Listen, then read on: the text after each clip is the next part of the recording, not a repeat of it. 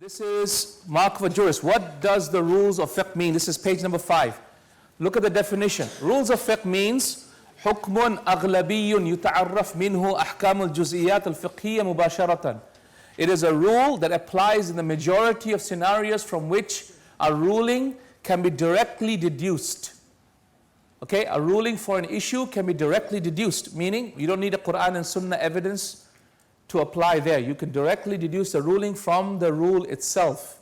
So let's look at the definition. So it's a hukum, similar to a short one-line summary of the ruling in a particular matter. It applies a majority of issues, so it doesn't apply all the time. That's important because rules of fiqh do not apply all situations. There are some exceptions, but sometimes it applies to vast majority. So if it's vast majority, it's called a universal rule. When it doesn't apply to vast majority, only some scenarios, then it's called a simple rule, right? Okay, from which rulings for specific issues, excuse me, this is the direct benefit of the rules of fiqh. It allows a person to work out the rulings for specific issues in the absence of specific proofs. Okay, mubasharatan meaning directly, meaning the rules of fiqh do not require the applications of evidence, just like in usul fiqh you do. Rather, the ruling can be deduced directly. So in usul fiqh you need the evidences, but in rules of fiqh you don't need it. So let me give you an example of what I mean. Okay, look at the scenario. Look at example 1. A person finishes the prayer. He had said all the prayers that day with the wudu that he had made at Fajr time. Thereafter he remembers that he broke the wudu and didn't remake it for the prayers. However, he doesn't remember exactly when he broke the wudu. How many prayers does he need to repeat? So we apply the rule. What is the rule? Certainty is not removed by doubt. We're going to come to this rule later. And how do we apply the rule? Application of the rule to this scenario is, what is certain is that he didn't have wudu for Isha. However, it is uncertain if he had it for the prayers before that.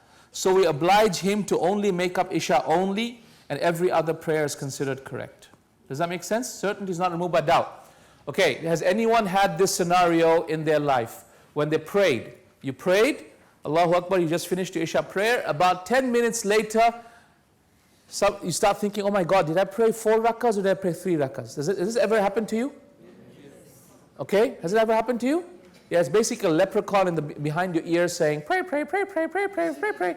You know? So it's a leprechaun behind the ear, okay? And we all have that leprechaun behind the ear that confuses us, okay? So what do you do in this scenario? Apply the rule. Can anyone tell me? So what if I had doubts during my prayer? What do you reckon? During my prayer, oh my God, in my 4th rakah, is this my 4th or my 3rd rakah? What do you do then? Then you consider it to be the lesser of the two. You take it into account in salah, right? In salah, you take doubt into account because you don't have certainty yet that you finished the salah. Does that make sense? There is no certainty to base it on. The only thing you have then is the doubt. So the doubt is the best thing that you have at that point. So you take it into account, correct? What would happen if it's immediately after the prayer? So you say, Assalamu alaikum rahmatullah, Assalamu alaikum rahmatullah, and then suddenly, oh my God, is this my 3rd rakah, 4th rakah? What do you do? So here, the hukum in fiqh says, مَا قَارَبَ الشَّيْء أَخَذَ حُكْمَهُ, meaning that which is close to something takes its ruling. So you are at that point next to the salah, so therefore you take the ruling as if you are in prayer itself. Does that make sense?